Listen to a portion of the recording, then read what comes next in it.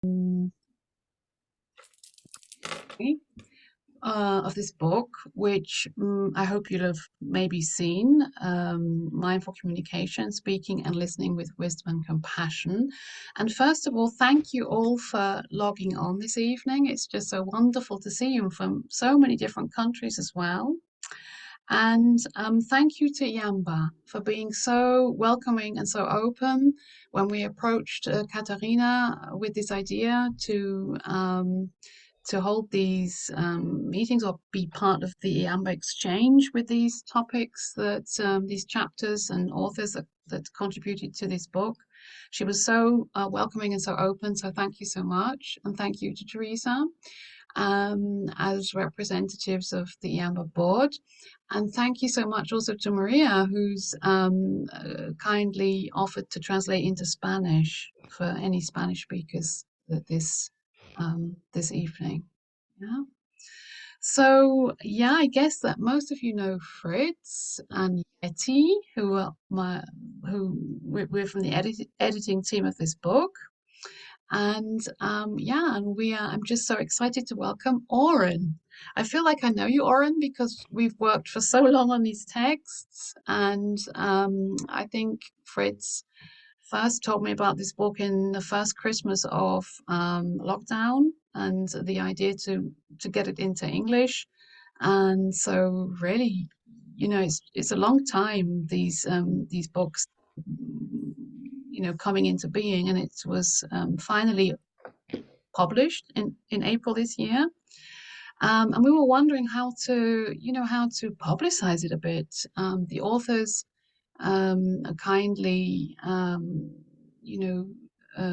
donated their time on these chapters, and really all what we want really is for these programs, these mindful communication programs, to find a wide audience. So it's just so wonderful to see you, and yeah, we hope that you'll find one of these programs maybe that is just something for you maybe to take deeper. So today we have Oren, who's going to talk about mindful communication and nonviolent communication. He is a best-selling author. Maybe you've come across his book, Say What You Mean, Mindful Approach to Nonviolent Communication. And also, I think, Oren, your latest book is incredibly timely. Your Heart Was Made for This, Contemplative Practice to Meet a World in Crisis.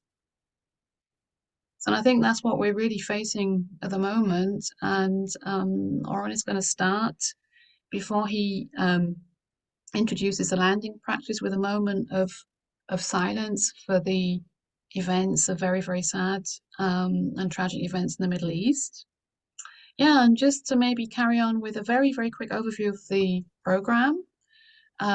So Oren is going to lead a landing practice and include a moment of silence before handing over to Fritz, who will give just a very short overview of the whole mindful communication book and the various chapters and how mindful communication and the nonviolent communication fits into that. And then we'll hand over to Oren. And yeah, I'm really excited to hear you talk, Oren, about the program and perhaps offer another practice, and then the exchange, because of course all of you are experienced practitioners, and that's what we're here really to do, to kind of hear from you and maybe answer your questions, but more in a kind of dialogue kind of way. So I guess that we'll sort out how to do the questions after, but the group is not so massive. We hope that you're brave and that you can share, that you can ask your question. If you don't feel so brave, you can write your question in the chat. And there are people here that speak lots of various languages. I speak German. So if your English is good for listening, but you're not so brave about speaking, then ask your question in your own language, and I'm sure there'll be somebody here to translate. Yeah. So I think that's everything that I had to say. So I guess I will hand over to you, Oren.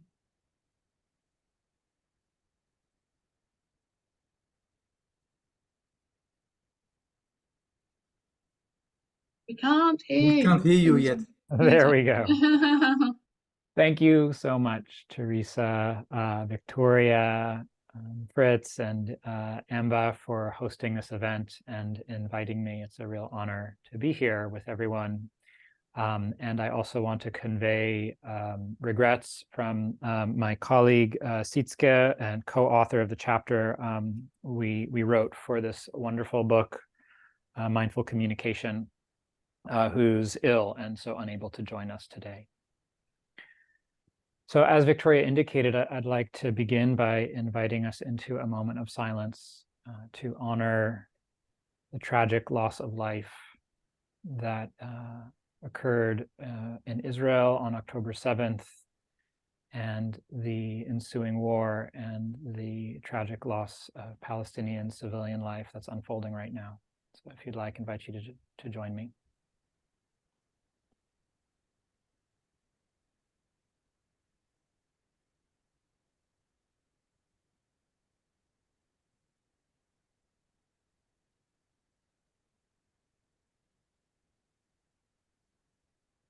And so moving from this moment of silence into a short practice of arriving.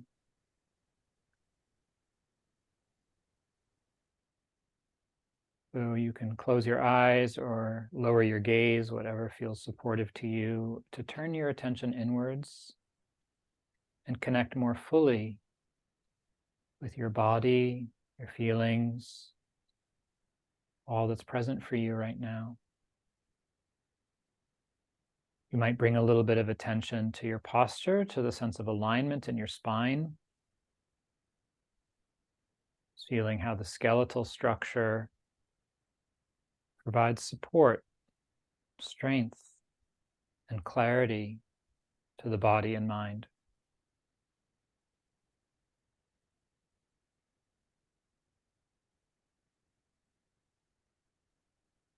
You might notice the weight of your body resting on the earth. This earth that supports all life on the planet, our home.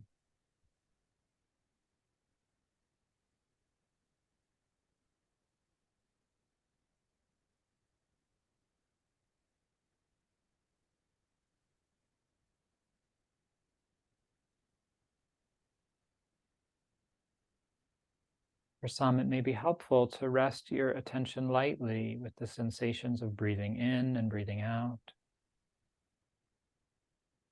For others, you might choose to rest your attention somewhere else, like with your hands or the sounds around you. Just some way of settling in, gathering your attention, and arriving more fully in this moment.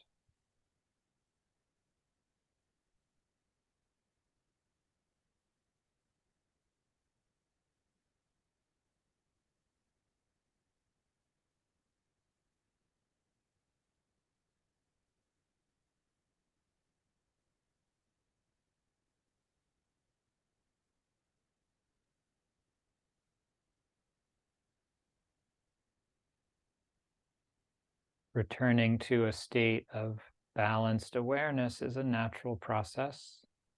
It's innate to our organisms. So our work is to simply provide the conditions that allow us to remember that we are here,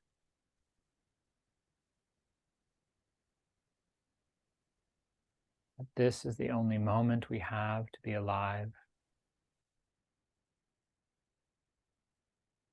and that all of our feelings, sensations, and experiences are natural, are part of being human.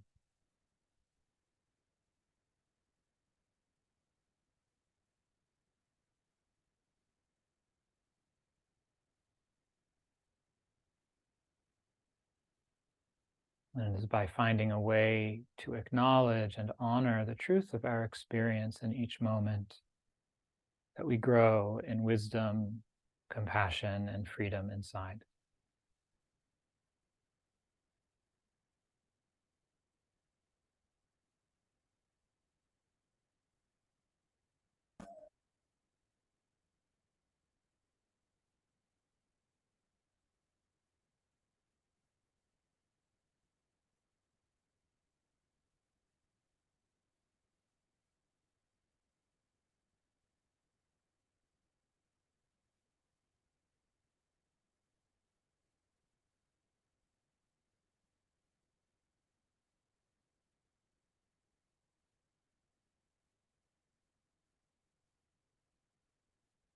allowing any tension in your body to soften or relax, even just slightly.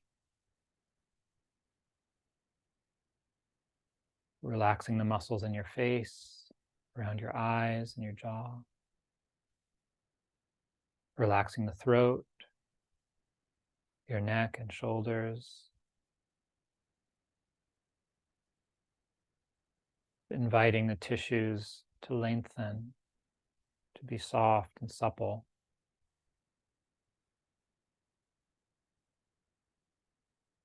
And setting aside thoughts and memories of the past, worries or planning about the future.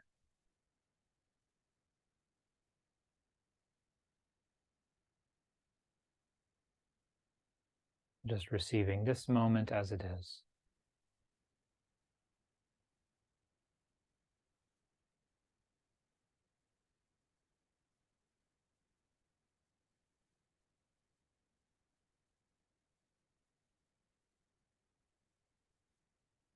Whenever you're ready, slowly allowing your attention to move outwards, maybe bringing some movement into your body, allowing the eyes to open,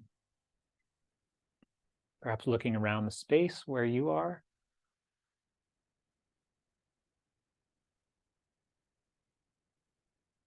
Thank you.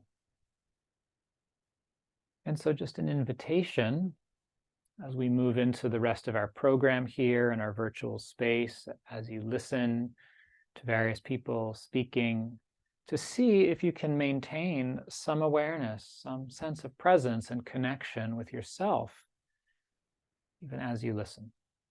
This is one of the things we'll be exploring together. So I'll turn it over to you, Fritz. Thank you. Thank you very much. Well, it's an honor to be invited. Well, we invited ourselves also a bit, but it's really wonderful how we could set up these webinars or exchanges. And well, I may gladly show a few boring slides so that you have a bit of variety in this webinar also, to share something about the book. But I'll do it briefly because it's not our intention to sell a book, but basically to share valuable things in the world.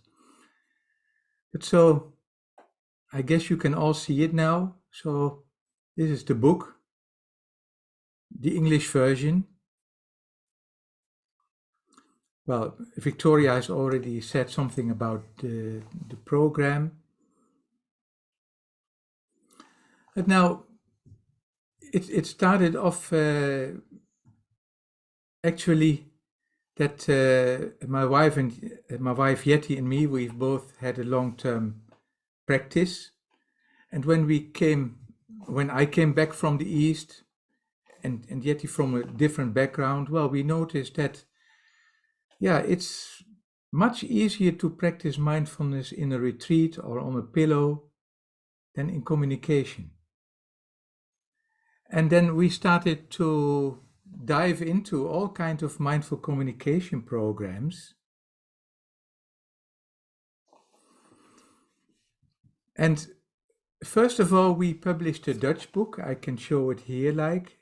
It's about, I think, 3 years ago it was published. It was with Yeti and me as editors, and we had invited some great authors already, and then especially Dutch language authors, most of them. And then after that, it functions quite well. People like reading it. And then Victoria, she sort of seduced us to make an English version. And then we sort of also started inviting other authors more from the English language domain. And I guess we haven't covered all the mindful communication programs in the world, but at least we could address 6 important ones which are also published then in the English version. That's this one, and Oren also showed it already.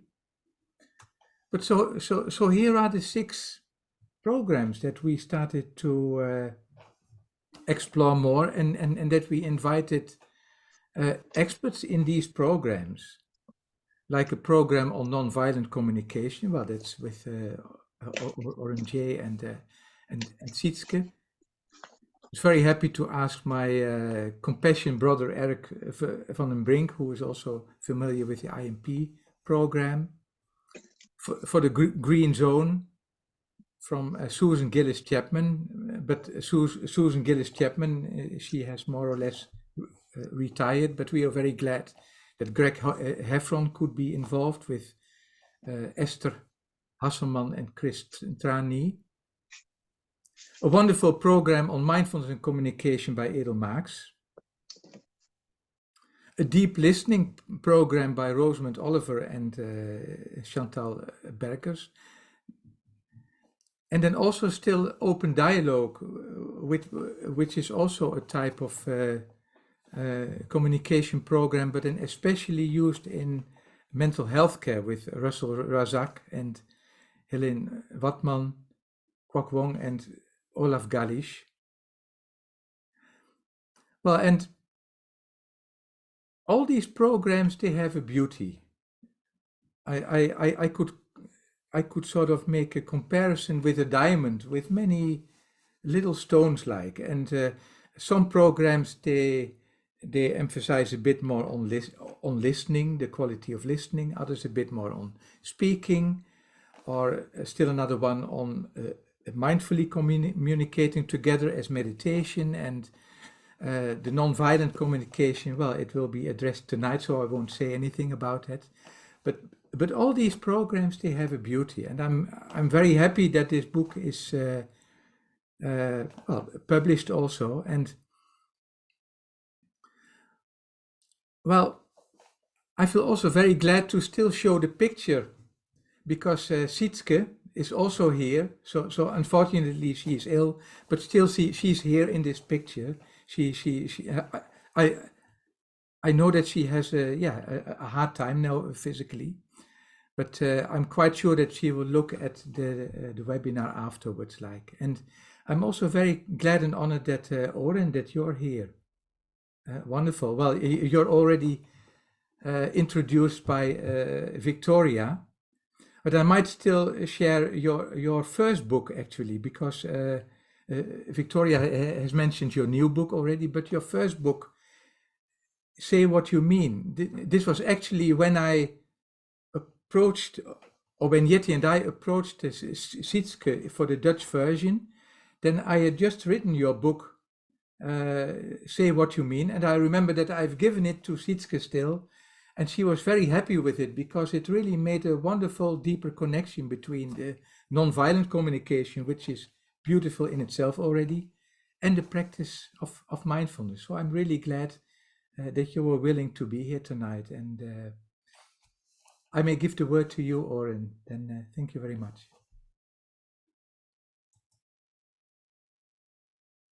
Thank you so much, Fritz.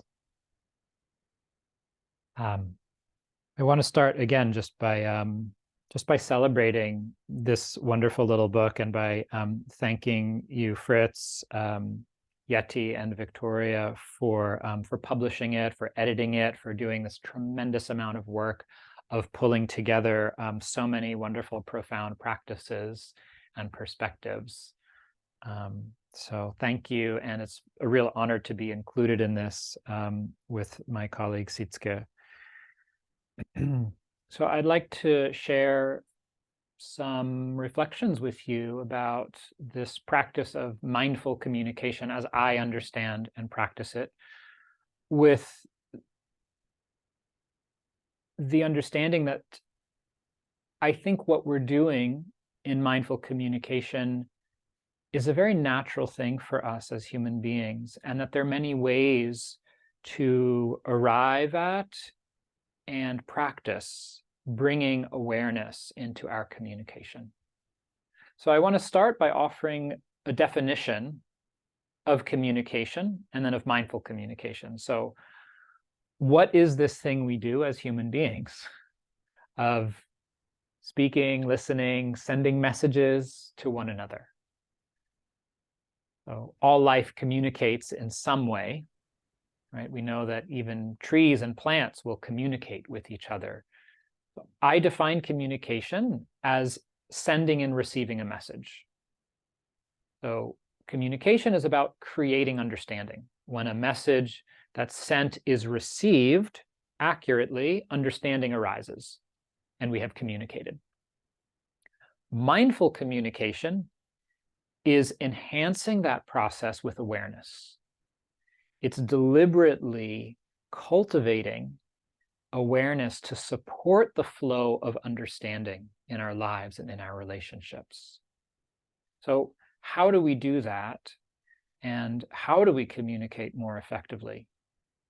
I think this question itself is one of the most important questions we can be asking as a species right now. Whether we're looking at the multiple wars unfolding around the world in the Middle East, in the Ukraine, in the Sudan, whether we're looking at the overwhelming climate crisis that's upon us, whether we are considering the increasing divide in politics around the world and the rise of right-wing fundamentalism. How do we communicate better as human beings? How do we find a way to get our message across to one another in a way that we can hear and in a way that conveys what's true in our heart? This is the only way forward that I see, is to be able to do that more and more effectively. So when we ask this question, how do we communicate more effectively? We need to look at the conditions. What are the conditions that support us to do that? And what I've found through my own practice, my own life, and my own training, both in Buddhist meditation, mindfulness, and nonviolent communication, is that there's several areas of training we can undertake in order to support the conditions for having more effective conversations. So there are three foundations, three areas of training in mindful communication as I understand and teach it. I'll say what these are, and then I'll say a few words about each and offer some examples and practices that you can experiment with in your own life.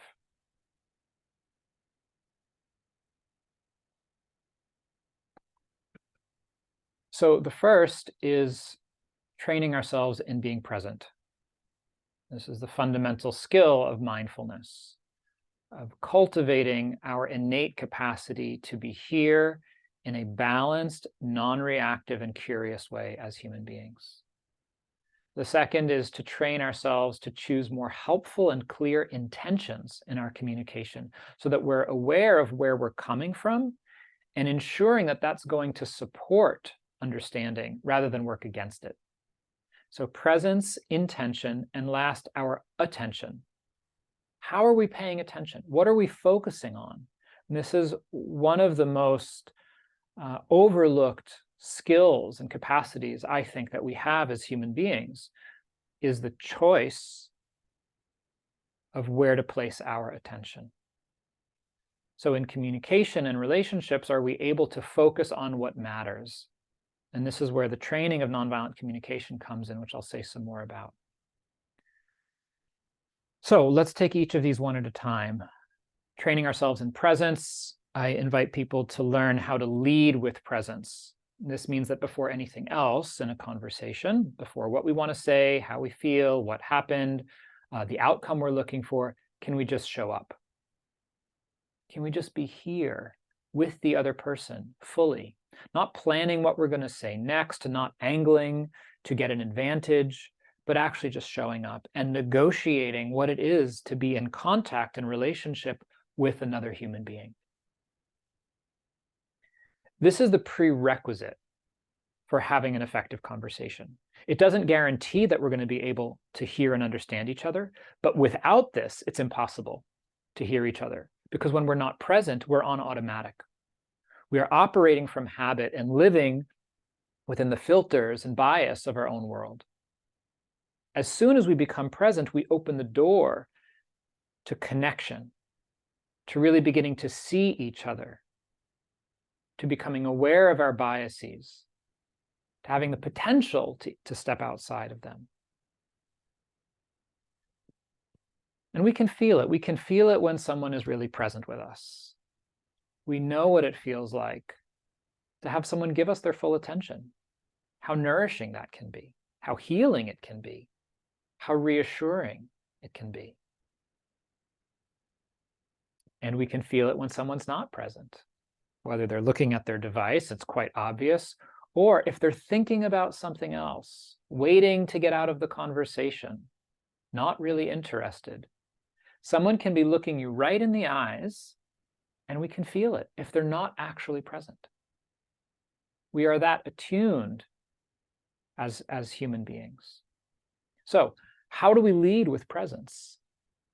How do we translate the skill of internal mindfulness that Fritz was speaking of earlier into the space of our relationships and the rest of our life? It takes practice. Just as it takes practice to cultivate mindfulness internally, whether through meditation, art, or movement, or many other vehicles, it takes practice to bring mindfulness into the space of our relationships and conversations.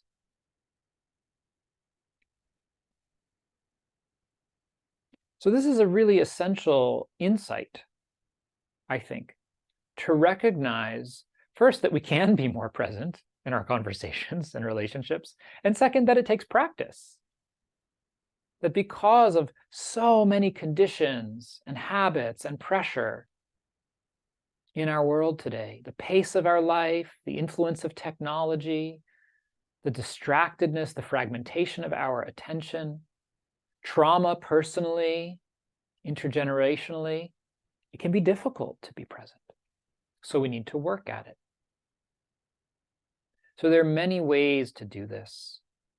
Some of my most favorite skills or tools for learning how to be more aware in our conversations are things like just paying attention to your body. So even right now, as you're listening, can you feel the weight of your body or the sensations in your hands, even a little bit? Another very powerful tool for establishing and maintaining presence in our conversations is to pause. It doesn't need to be a long pause, just a short enough pause to remember that we're here and that what we say matters, that it has an impact on others, and it has an impact on ourselves, on our own mind and heart, the way we think and speak. When we pause, we can also be more aware of not only what we're saying, but how we're saying it, why we're saying it. And we can begin to bring awareness into the flow of our speech by modulating the pace at which we speak. We speak so automatically, so often. Are we able to stay aware of the very process of forming words and sharing them? It's a very embodied experience. The tongue is moving, the breath, there's vibration. What's it like to experience that flow of energy arising and moving out of your body and offering it into the world? This is possible. So lead with presence. Feel your body. Pause. Slow down. Stay aware as you're speaking, as you're listening. This is the foundation. Everything else flows from that. Without this, good luck. So is this making sense? Okay, great.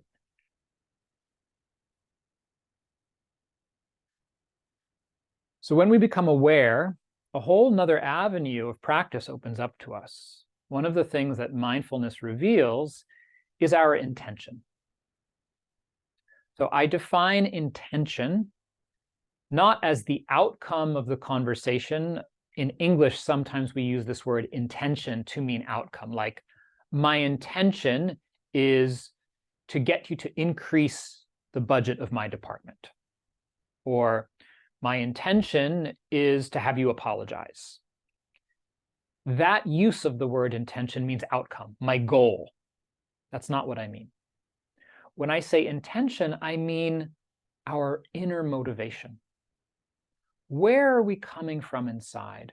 Are we trying to be right? Are we trying to win? Are we trying to make ourselves look good or defend ourselves? Or are we genuinely curious? Are we wanting to be patient? Are we committed to being honest in a way that's also kind? These are intentions. It's how we communicate. And the how is often more important than the what. Skillful communication's not about the words. It's not about what we say. It's about where we're coming from inside and the quality of understanding or connection that we are able to create with the other person. You can say all sorts of things that are quite off color, and if the other person understands you and it leads to more connection, you're communicating. And you can use kind of perfect communication skills, but still be blaming the other person inside or trying to manipulate them. And guess what? They'll feel it. Because we are that intelligent and sensitive relationally and emotionally as human beings. So where we're coming from, our intention matters. When we're mindful, we can start to choose more helpful, clear intentions in our conversations, ones that will support us to work together and get towards our goal, whatever that is.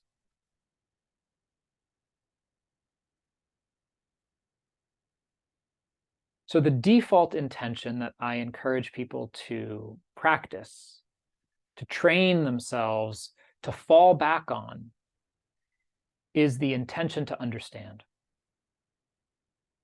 It's very basic, genuine intention to understand. Sometimes I talk about it as coming from curiosity and care. Why is that so powerful? Why is this so important and helpful? Well, if we think back to what I said about communication, the definition of communication is to create understanding. So what more helpful intention to have than to understand? If that's the currency of communication, having that as our intention will support the process. So there are many ways to cultivate this intention. Oftentimes just remembering, can I get curious? Bringing a certain level of humility to the conversation, checking our assumptions. One of the ways to cultivate a genuine intention to understand has to do with this third and final area of training, of where we place our attention. We can get curious by focusing our attention on our shared humanity, by trying to see, what is it I have in common with this person? Even if I disagree with them, even if they've done things that I abhor, can I find some thread of shared humanity? How do we do that? This is where the training in Dr. Rosenberg's Nonviolent Communication comes in. So Dr. Marshall Rosenberg was a psychologist here in the United States. He studied with mentors in the humanistic psychology field, folks like Carl Rogers. And within that field, there's a perspective on human nature that says part of what makes us human is that we share certain fundamental underlying needs. And when we can understand and connect at that level, we have more in common than different. So what is a need? In the English language and in the dominant culture here in the United States, there are all kinds of unfortunate cultural associations with the word need. Being needy, being weak, being dependent, being selfish, being demanding. This is not what Dr. Rosenberg or humanistic psychology means when we talk about fundamental universal human needs. What we're talking about are core motivating factors. Just as these plants behind me will turn towards light, the human heart will orient towards fulfilling underlying needs. So we have basic physiological needs: food, water, air, shelter, medicine. We have relational needs: respect, empathy, understanding, joy, love, play. We have what we might call higher needs, sometimes referred to as spiritual needs. These are needs that are immaterial for things like creativity, dignity, meaning, sense of connection to something larger than ourselves, a sense of place in the world and the universe. Now, the key distinction here that nonviolent communication makes is between these underlying fundamental needs and our strategies, our ideas for how to meet those needs. Our strategies differ vastly as human beings, and that is the level at which our conflicts tend to occur. When we get down to the level of needs, we can be more creative about how to meet those needs. So I want to give you an example, a concrete example of this. Here in the United States in the 1990s, in Massachusetts, there was a shooting at an abortion clinic, a reproductive health care clinic in Massachusetts on the East Coast. Several people were killed and injured, and tension was very high in this community. There were marches and demonstrations, and people on both sides of the issue were understandably really inflamed and angry, shouting at each other across the demonstrations. A group of women therapists recognized that we're not going to get anywhere by demonizing each other and shouting at each other. Obviously, this story has larger implications for the events that are unfolding right now in our world. They decided to create a project for having conversation called the Public Conversations Project. And they brought together a number of women leaders from each camp, from each side on the issue of reproductive health rights. And they started to get to know each other, to have conversations, not just about their views, the strategies, but about the underlying values, the needs beneath those views. And they learned about each other's families, each other's histories. The outcome of that project was very interesting to me. None of the women changed their views. Nobody migrated to the other side. But what happened was, when anyone got word of somebody coming to the community aiming to stir up more violence, to bomb a clinic, they sent a message through the network: you are not welcome here. We're trying to reduce polarization, not increase it. That's not how we do things here. I see that as a success.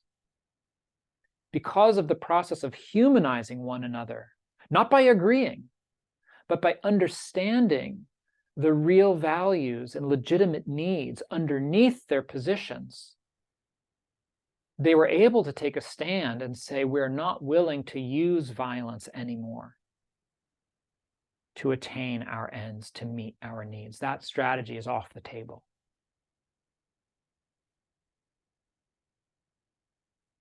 So training our attention to focus on what matters. What are the actual needs present for myself, for someone else? This is a way to get curious. To train our attention to shift from our judgments, our ideas, from our fixation on the past, to what does this person need? What do I need? How do we speak about that in a way that we can recognize in one another? So this is the heart of nonviolent communication.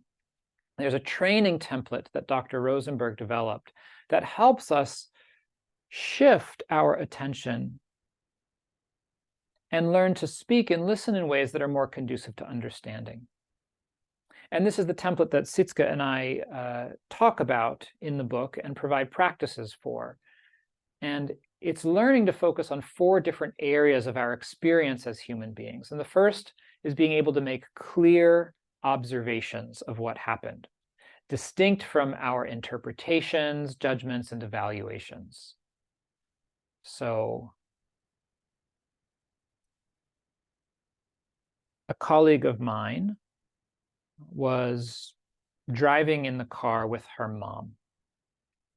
They're having a conversation. And several times my colleague brings up a certain topic, and there's a moment of quiet, and then their mother changes the subject and responds on a completely different topic. This happened 3 or 4 times. My colleague was starting to get very upset. You know, why are you ignoring me? Is the thought, is the interpretation of what's happening. But because they were trained in nonviolent communication, they had enough awareness to make an observation, to see the difference between the story they were telling themselves, you don't care, you're ignoring me, from the actual observation. I said something, and then she said something totally unrelated 3 or 4 times. And my colleague asked, they made an observation. They said, hey, I notice that the last few times I've brought something up in the conversation, you've responded on a completely different topic. And I'm confused about what's going on. Is that intentional? Turns out their mother was starting to lose their hearing and actually just hadn't heard what they said. Now, had my colleague not made an observation, not even been aware that they were making an interpretation, had they taken their interpretation as reality, you don't care, you're ignoring me, would have been a very different conversation, probably a fight. And it could have taken a long time before they actually discovered what was going on. So, can we make clear and direct observations? Can we use mindfulness to parse the difference between what we actually know and what we're telling ourselves? This is the first step of training our attention, focusing on observations. Then being able to identify the feelings, the emotions that are present in ourselves or in someone else. And there's a similar process of training our attention here. To start to recognize that the way we think about our emotions often attributes blame or intention to the other person. You betrayed me. You're ignoring me. I feel abandoned. I feel judged. I feel attacked. All of these words suggest something you're doing to me. How many people here today have ever felt judged? All right, so almost everyone's hand is going up. So clearly there is an emotional experience we are having that we share here, right? It's not that there's no such thing as being judged. Right? That exists. But the question is, when you're telling yourself, I feel judged, how do you actually feel? Notice that I feel judged is an interpretation of what the other person is doing to you. It's not an emotion. It's pointing to emotions, but it doesn't actually articulate the emotion you're having, which means a lot of the time, we're not even fully aware of how we're feeling. So when you tell yourself, I feel judged, do you feel angry, confused, frustrated, defensive, scared? The whole range of things you might be feeling on the inside. So this is empowering. If I tell myself I feel judged, my only recourse is to try to change your behavior. because you're the one making the problem. But if I'm aware that I feel confused, the center of the experience is now back here. I'm aware of how I'm feeling. This is happening in me, and I can take steps to address it. So identifying our feelings takes our power back.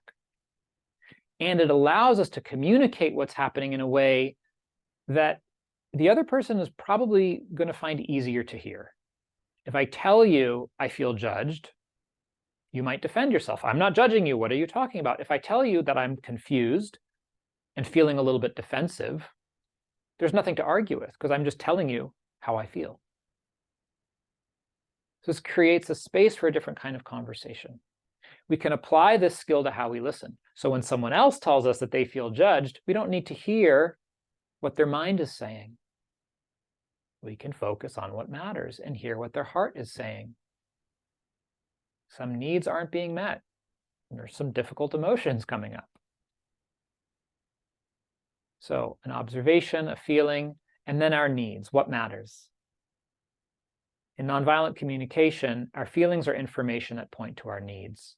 When our needs are met, we feel pleasant emotions. When our needs are not met, we feel unpleasant emotions. So our feelings become information that point to deeper underlying values. If you didn't care about something, you wouldn't be feeling any emotions about it. So if we're having emotions, most of the time it means that there is some need present, either being met or not met. So can we identify what that is? Can we be aware of it? As we become aware of our needs, we have more options to address them. Even when the external options are limited,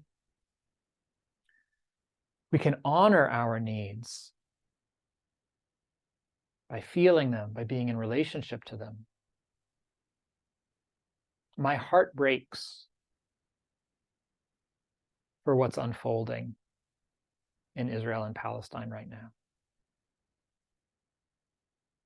My need for peace, for dignity, for respect, for safety,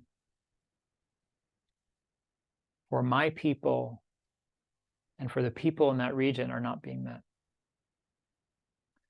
And I feel helpless to do anything about it. I can and have reached out to my government. I can and have written about it. And still, those needs are not met. But I can be aware of them. I can honor them. I can stay connected to them. And that's something. That helps me feel more whole. It helps me to stay connected to my humanity. So even when our options for meeting our needs externally is constrained by circumstances, we still have the power to be in relationship to our needs, to hold them with care and respect. The last piece of the model is to be able to make clear requests, to offer strategies, ideas for how to move forward, rather than trying to exert force to get our way, which always comes at a cost,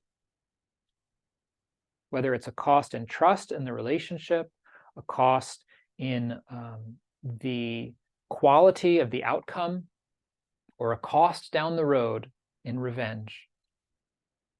Applying force to meet our needs is not free. If we can communicate our needs and propose solutions that aim to honor as many needs as present, we can forge new ways forward. This is the art of making requests, of suggesting moment to moment how to move forward in a conversation, how to hear each other, how to understand each other, and eventually how to find creative strategies. So the training in nonviolent communication that I've just gone through is these 4 components: an observation, a feeling, a need, and a request. This is not a script. This is not something we read from. This is a method of training our awareness to be connected to these aspects of our experience so that we can speak from the heart and hear what's true for someone else.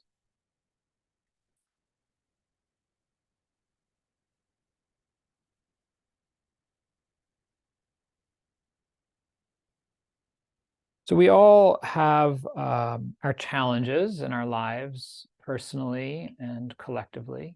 We all have certain barriers to making changes. And those can run deep, particularly with our communication, because we have been molded and shaped by our life experiences, by our family, by our religion, by our society, culture, the media. It's not easy to change those patterns. But because they are learned, they can be unlearned. Language is a learned skill. So we internalized some things that were helpful and probably a lot of things that were not helpful. The more aware we become, the more we lead with presence, the more we start to notice what's working and what's not working. And through this training, we can begin to shift the patterns. We can start to apply more awareness, more intention, more focus on what matters. And if we make just one or two small changes in our communication, that can have a far-reaching effect over time. So one of the things I always like to do whenever I speak about this stuff is to invite you to just think about what's one thing that you've heard today that makes sense to you, that you want to integrate into your life. And make a mental note of it. Say, I want to do that. That makes sense. And then practice it every day. Remind yourself until it becomes your new habit, a healthy habit, and you don't have to work at it anymore. And then choose another one. And like this, slowly, slowly, slowly, we change the course of history. So thank you for your kind attention. It's a real pleasure and an honor to share with you.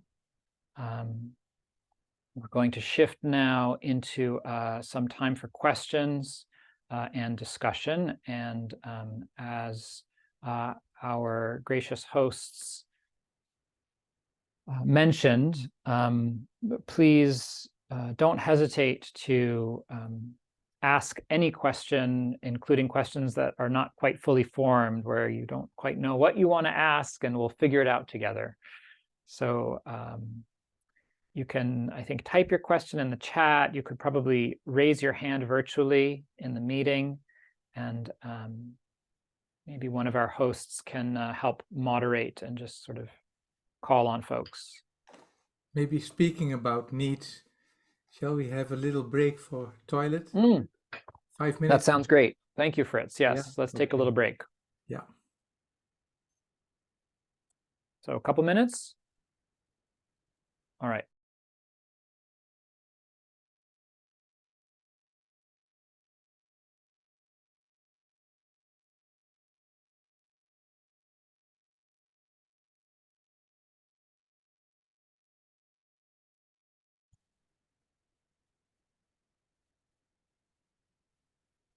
So here we are. Have some time if there's anything I can clarify or anything you want to explore together or add to the conversation.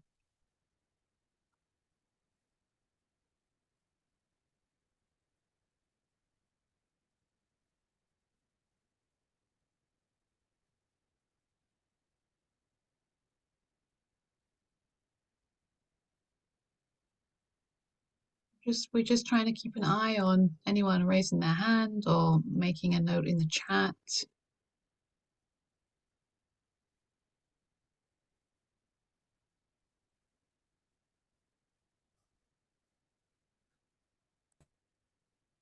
Yeah, there's a question in from Belgium. Is that your name, Lieven? If I pronounced that correctly? Who's asked, could you elaborate on how not to use it as a technique? Yeah, thank you. Thank you, Lieven. I think I understand your question. And I really appreciate your bringing it up, because I think that's one of the dangers of any communication technique or training, right? Is we mistake the form for the essence, and it actually ends up backfiring and leading to less connection and understanding. Yeah, because we're doing something, we're using a technique, and the other person feels it. So I think there are a few things that I've found helpful and that I encourage people to do in order to make this as natural, genuine, and effective as possible. So the first is to remember what you already know by asking the question, which is that the technique is not the point. The technique is just a tool. The point is to hear each other. So one of the dangers, particularly of nonviolent communication, which has this kind of structured form, is that we get this mistaken notion that there's a certain way to speak, that there's a right way to speak. As soon as we have that idea, we start losing connection with people. So just remembering the fundamental aim of the skills as being to create understanding and connection can guard against using them as a technique. That's the first piece, okay? The second piece is, well, maybe there's three. So the second piece is to really focus on the foundation of intention that I talked about. And as much as possible, to practice being sincere and genuine in our intention. And sometimes you might even state your intention, to just say to the other person, this conversation's really important to me, and I'm going to do my best to listen and to be fully honest.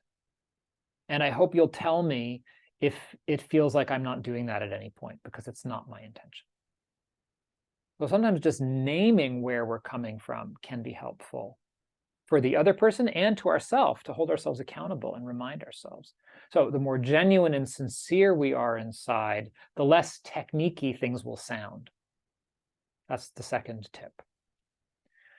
So your view, remembering the point, your intention, being genuine, and then third, as you are learning the tools, particularly I would say in the first 6 months, maybe the first year, depending on your learning style, just practice the form silently in your own mind. Don't try to speak in a different way. Train your awareness and then just be normal, just be natural.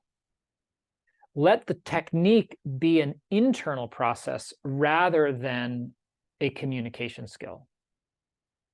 A colleague of mine who was the former director of the Gandhi Institute in New York State, and before that, Bay Area Nonviolent Communication out here where I am in California, was fond of saying nonviolent communication is an awareness practice masquerading as a communication technique. So use it that way. Use it to train your consciousness to be coming from a different place, and the words will follow. I hope that's helpful. Thanks for your question. Does that answer your question, Lieven? Do you have anything to add? Yes, thank you. Very, very clear. Especially the third one is really, really helpful for me at this point. Yeah, I noticed when I try to pass it on to students also, it's difficult for them not to see it as what you said in the first point. There's a right way to speak and there's a wrong way to speak, which is very helpful. Thank you very much. Okay. Any other questions? If you feel embarrassed about speaking English, just ask the question in your own language and there'll be somebody to translate, I'm sure.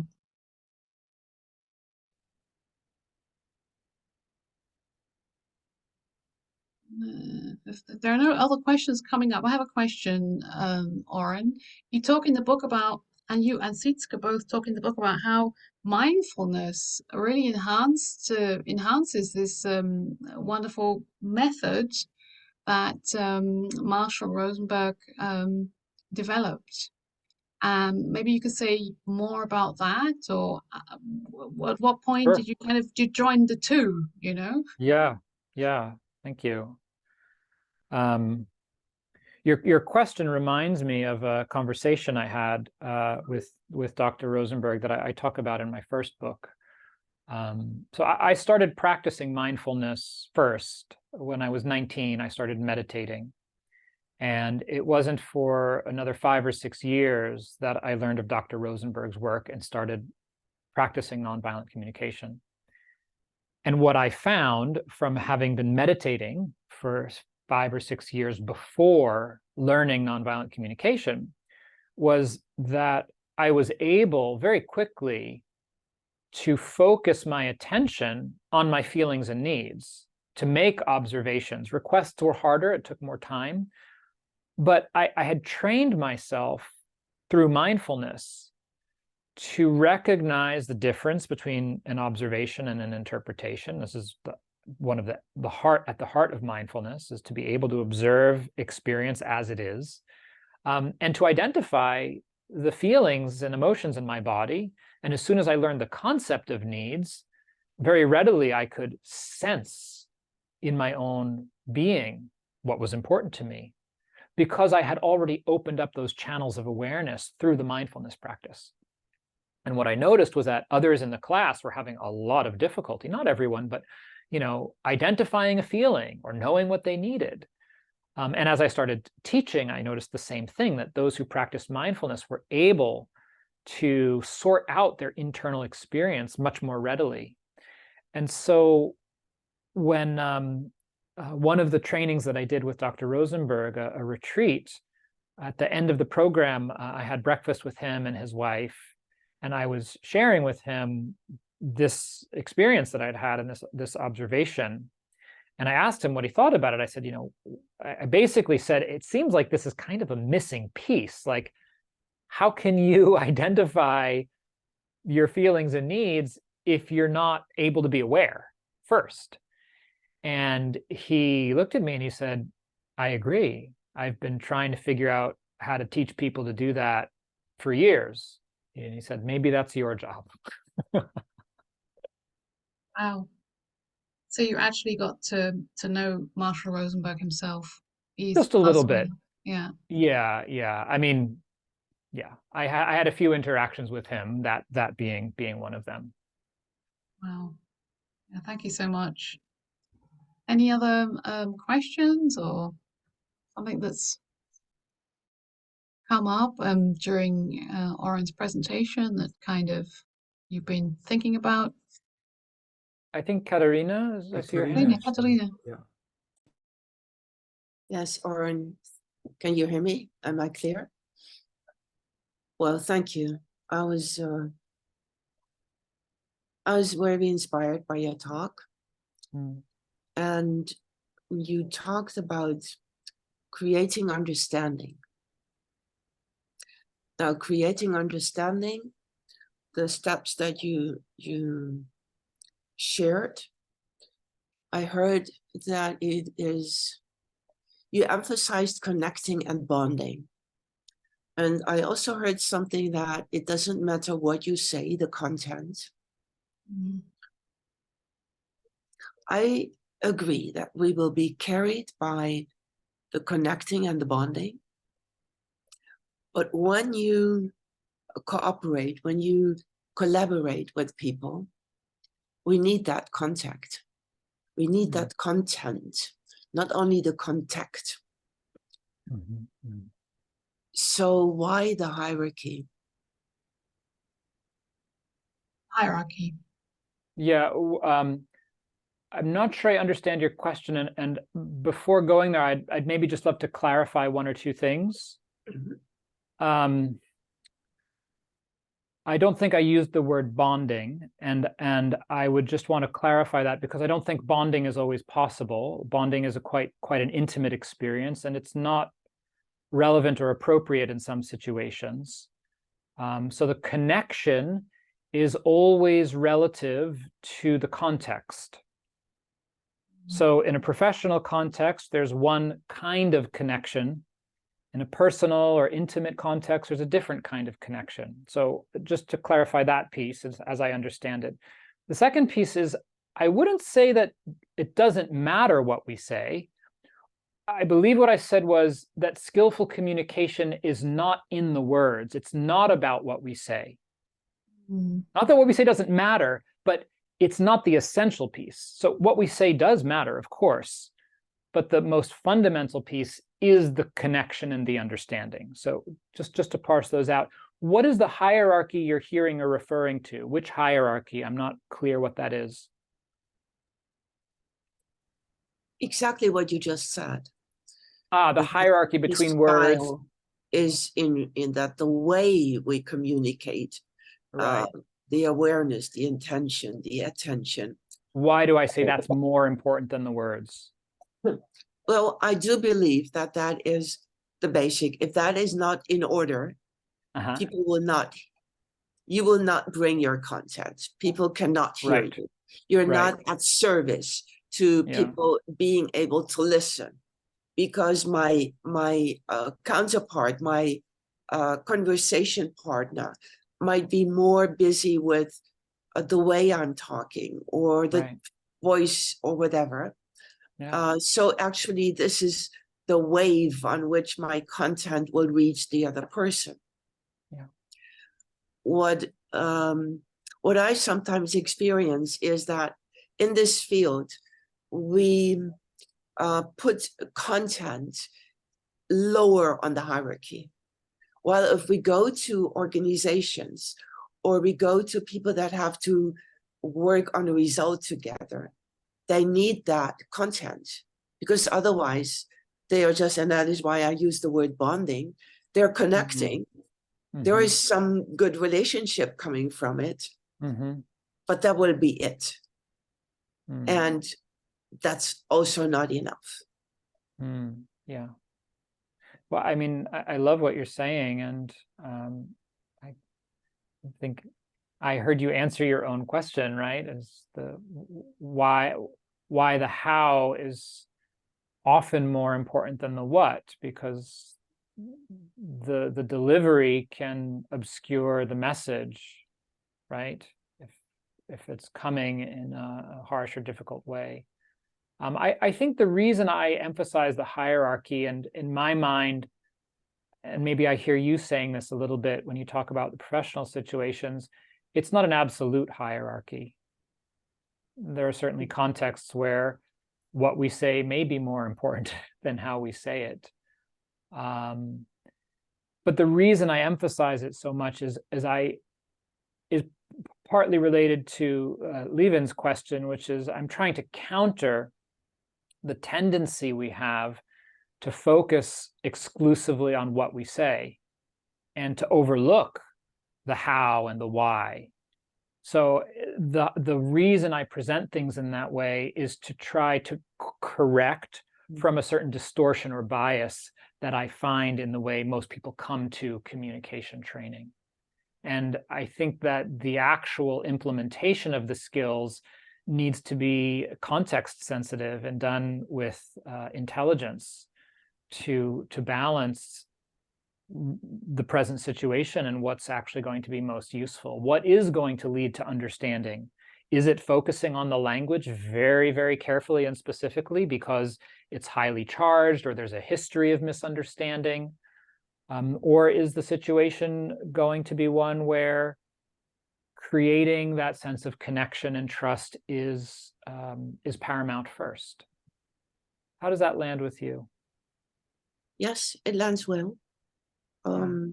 I think I was mostly remembering situations where, especially in this community, many people have been injured or have experiences in the world where content is paramount. And we get into this world and we switch to the other side. And I'm looking for a balance that after healing from those experiences, where relationship hardly mattered, but only result. Now pivoting to that only process and relationship matters. Yeah. And the result is somewhat, well, that is not so important. We have many things going on in the world. I recently read the title of a retreat, and it said, "Stay close and do nothing." Well, for a retreat, that is good. But to walk out into the world, stay close and do nothing, stay close and say nothing, is not the right message in 2023. Yeah. So I'm just advocating that we find the balance. The foundation is what you gave us. But on that foundation, we need to implement that to get the right results, to work on the content. That's what I'm trying to say. I couldn't agree more with you. Yes, balance and flexibility are essential. Yeah. Thank you. Thank you, Katharina. Thank you. Yeah. Yeah, I think we have a few more minutes. So if there are any other questions, I think we still have a few more minutes for Oren to take those. Stasi is asking how different cultures relate to the steps, not the technique of being aware, and interact with nonviolent communication. Would you share an example or a case? How would you say the process would go among, say, Japanese people? So do you have, obviously you teach internationally, so do you have experiences of around this whole issue of culture, different culture? Some, I appreciate the question, Stasi. I'll start by saying that it's not, I see this as beyond my area of expertise. I'm not an expert in cross-cultural communication. So I think it's quite valid and relevant that you're asking the question, because there are differences. You look at an Asian culture like Japan or China, where the conception of the self is very different culturally, and the idea of needs is viewed very differently. What I find in my teaching is that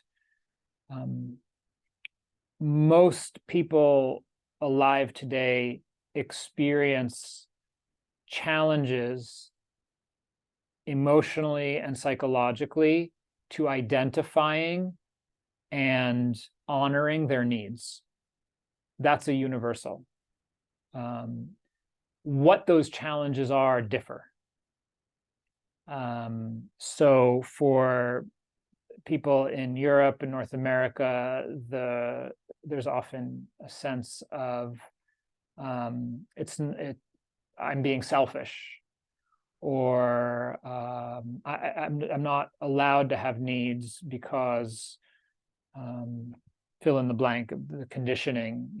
I'm a woman, I'm a man, I don't have enough money, or just different ways we've internalized ideas. Whereas those coming from cultures in Asia that I've worked with often have the experience of being much more aware of other people's needs. There's a certain cultural training to attend to the needs of the group, and it feeling very threatening to be aware of one's own needs, because it has the association with violating a certain kind of either care for others or a certain social contract or agreement. There are also differences around requests. Participants I've worked with from Japan or China will often say that to state a request directly would be offensive, would automatically sound like a demand, because the cultural norms are that those are communicated in indirect ways, subtly, with hints, and to say it directly is sort of a lack of respect or offensive. So my aim is always to provide people with a sense of awareness and empowerment in order to take the skills and make them their own and be flexible. I'm not interested in anyone speaking the same way. I'm interested in people feeling more free and having more flexibility in how they communicate. And so there's a need, I think, to adapt the skills to one's own context. Is that helpful, Stassi? Yeah. Yes, very. Finding the bridge, no matter how many cultures there are there. Finding the universal. Thank you. Yeah. So I think in order to have time for the closing we wanted to do, Victoria, Fritz, would it be okay to shift gears here? Yeah, I think so. Fritz, what do you think? Yeah, maybe still a short ending practice or something like that. Yeah, absolutely. If it's okay, I'd love to just share. I wasn't even thinking about this, but I just started teaching an online course last night that is going to be meeting for the next 8 weeks. And if anyone's interested in doing more training, it's a wonderful way to stay in touch and further your embodiment of these skills. So I can drop the link in the chat here.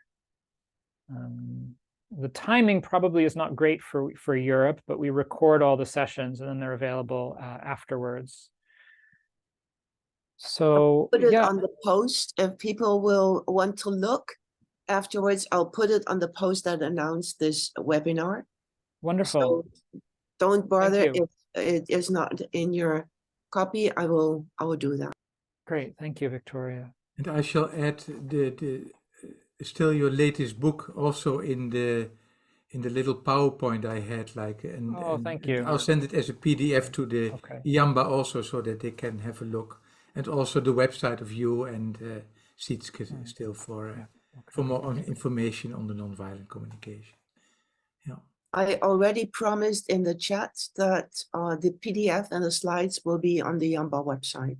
Yeah. So, but I'll send you a new one then to be posted then. Yeah. Okay. Great. So maybe just to close, offer a short practice reflection and then read a poem. So if you like, just taking a moment to turn your attention inwards again, taking a breath or two.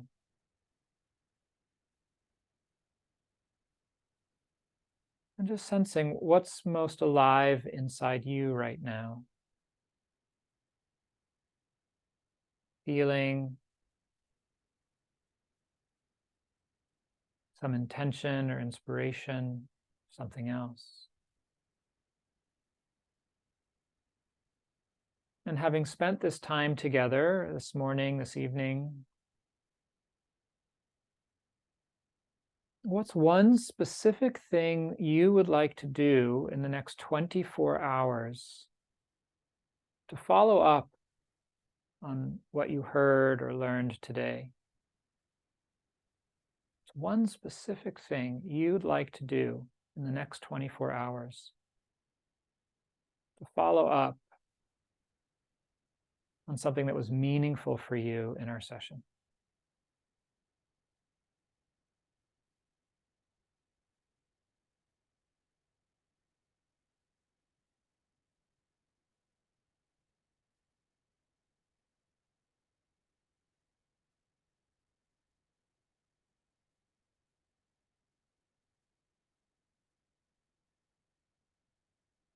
Just feeling your own sense of clarity or commitment to that, making it as concrete and practical as possible.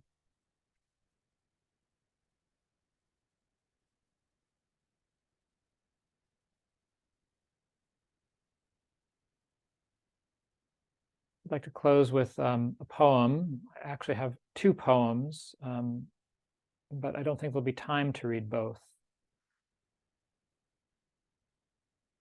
So I'll just read one. One is by a Palestinian-American poet, and the other is by an Israeli poet.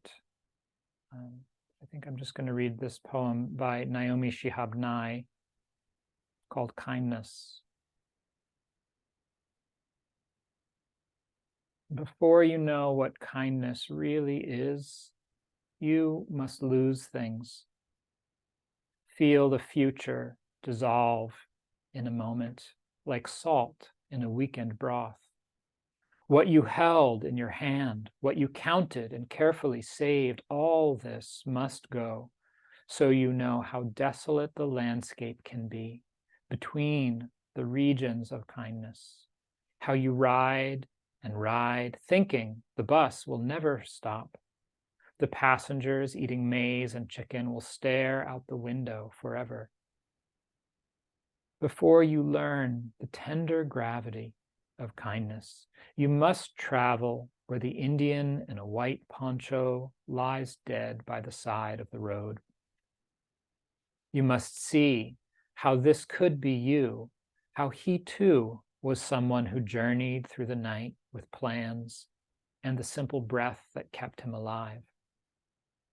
Before you know kindness as the deepest thing inside, you must know sorrow as the other deepest thing.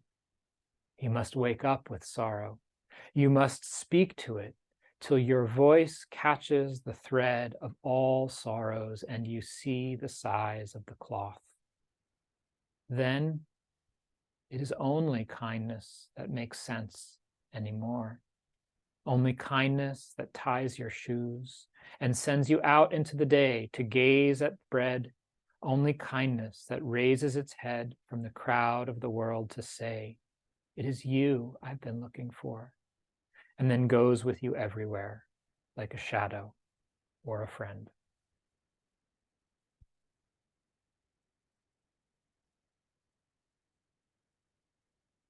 Okay. Thank you so much, everyone. Lovely to be here with you. I hope to see you again. And thank you again to all of our hosts for inviting me and creating this series and having us all come together. Oh, great. And extend the poems for both to honor both poets. Sure, I'm happy to read the other poem. So this is called Wild Peace by Yehuda Amichai.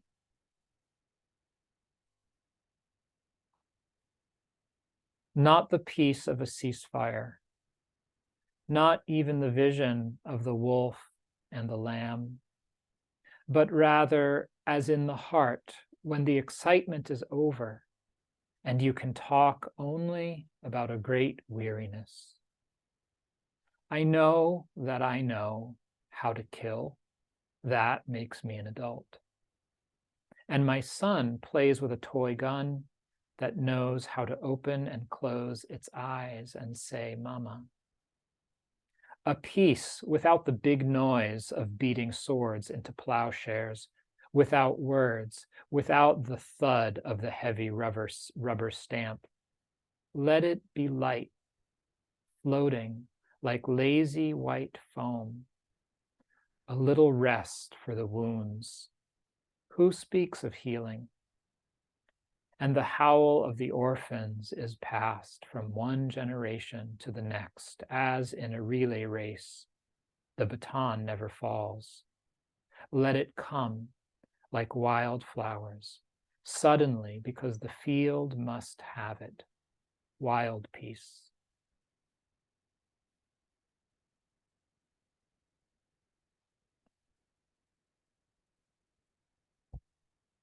All right, take care, everyone. Be safe. Yeah, thanks. Thanks to everyone for coming. Thanks for Iamba for hosting. And Oren, thank you very much. Would it be possible to send us the poems that they of could be course. used for the Sure. members of the Iamba, maybe? The Yeah. first one will be more known, of course, but especially Yeah. the second one also. Yeah, happy to send thanks to them. Maria for translating. Yeah. All right, Okay. everyone. Thank you. So thank you so much, everybody. And thank you, Oren, for your wisdom and for shining the light through these wonderful poems. And I would like to thank, sorry, everybody. I've been deeply touched by the questions and, of course, the sharing. So knowing that there is a continuation to this series of meetings or webinars, we call it more exchange. So the next one is on the 10th of November. And I guess Fritz and Victoria are going to be present. So it's an opportunity to get in touch with these different approaches to communication. And please stay tuned, check in our website, and we are happy to answer your questions. And thank you again, Oren, for your wisdom for sharing this with our community. Yeah.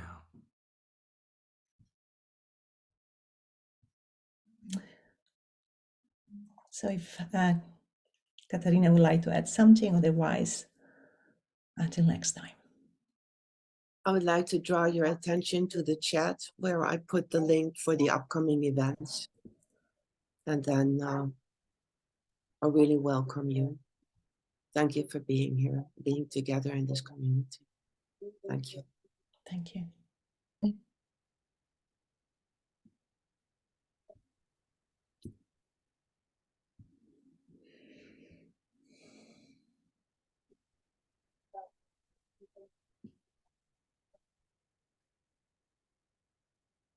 Thank you, Maria, for the heaviest job. Huh?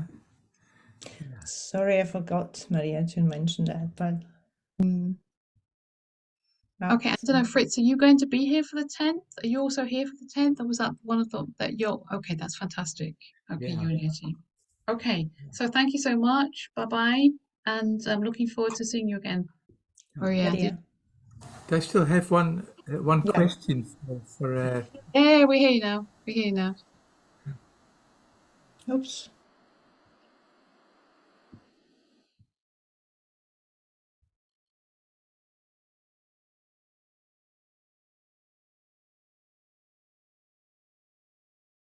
I'm betting there are probably, especially for the Shihab Nai, there's probably an official translation somewhere. You probably Yeah. Google it in Spanish. It's very well known.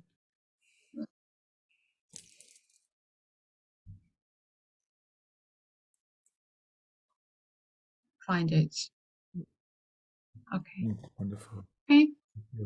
Thank you so Good night, much. Fritz and Yeti. Good Bye-bye. night, everyone. Bye-bye. Good night. Thank you, Fritz and Yeti, for offering this, and Victoria. Maria, thank you so Very much for your hard work. good thing. Thank you all for your hard work. Bye. Yeah. Bye-bye. Bye. And I might still have one question still for Yes, please. I'm listening. Teresa and Katarina. Well, if you don't need to answer now, but if you feel, yeah, that if we've had this sequence of three, if you would wish, we could also invite the other authors for the next year for the other 3 programs. And I know from 2 programs already that they would be very happy to do this once. And from the 3rd program, at least one of them already. So you don't need to answer now, but if there would be a wish, we could easily plan it, like, for example, in March or somewhere. Yeah. Yeah. It's sure. Mind's Thinking Alive, because of course I had seen the book and your suggestion, but then I was reminded when I saw your slides of 6, and there are 2 that I think would fit the things that we are doing in the Yamba. So we can address that later. But thank you very much, because now I don't have to ask it. It has already been offered. Yeah, and sorry, Fritz, I just said that you're going to be there without knowing actually, but well, I was assuming after a communication webinar, no worry. Yeah, but yeah. Fritz, we have promoted the book by promoting the webinars. I was looking into that because that is usually how we promote a book. We promote it through the speaker. But with 3 webinars, it's 3 times. With 2 more, it would be 5 times. And for a while, we have already been considering to have like more promotion on that, to tell people like a bit of that without giving away and without not making them buy the book. So please reflect on that, how we could do that. Maybe by publishing although in fact we are publishing summaries now because we have these presentations. Yeah, and for me, it's definitely not about the book, because I that this little presentation on the book, it was only now because it was the first one, but for the next two webinars, I wouldn't feel easy to say something about the book again, but basically that the programs can be in the light. So it's not so much about the book here for me. What I can do is in every announcement, we sometimes give resources, but in every announcement we could put the same PDF. Oops, sorry, I forgot to pause, but yeah, the last part will be cut. Oops, I'm sorry. I forgot to pause. We do that often, Fritz. Very often. We are enthused. We are